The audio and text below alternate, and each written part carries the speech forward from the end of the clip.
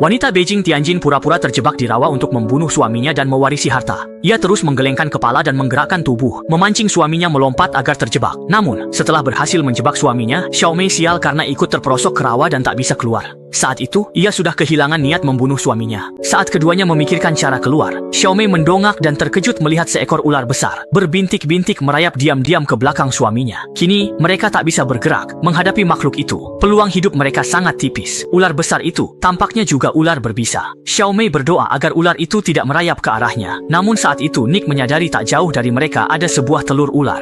Jelas, tempat ini adalah sarang ular besar itu. Kehadiran mereka berdua sebagai orang asing membuat ular besar itu terancam. Melihat ular itu mendekat, Nick hanya bisa menyemangati istrinya mengambil senapan dan menembak. Xiaomei baru saja mengangkat senapan. Namun saat itu, ular berbisa langsung menggigit tangan Nick.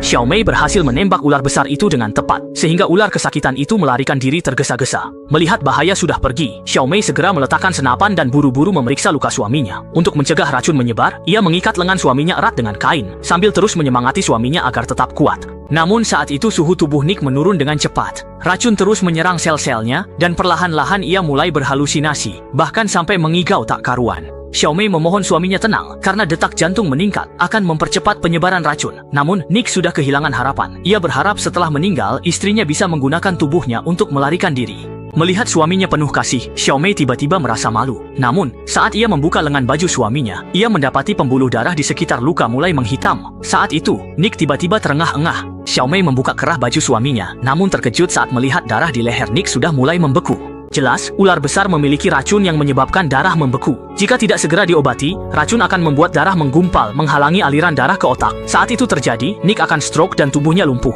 Untungnya, Xiaomei memiliki pengalaman medis, dan ia mendapat ide berani. Terlihat ia mengeluarkan pemantik api dan pisau, lalu menggunakan api untuk mensterilkan pisau. Ia berniat memotong bekuan darah suaminya. Melihat situasi memburuk, Xiaomei tanpa ragu mengarahkan pisau ke bekuan darah. Nick langsung menjerit kesakitan hebat. Untungnya, setelah perjuangan yang cukup berat, bekuan darah itu akhirnya berhasil dipotong. Setelah itu, ia kembali memanaskan pisau hingga memerah, lalu dengan cepat menekankannya ke luka suaminya. Rasa sakit yang hebat membuat Nick langsung pingsan. Baru setelah 2 jam berlalu, Nick akhirnya sadar dari pingsannya. Meskipun selamat, kesadarannya masih kabur. Hal terpenting sekarang adalah segera melarikan diri. Jelas, tidak akan ada orang lewat di sini. Jadi satu-satunya cara pergi hanyalah mengandalkan diri sendiri.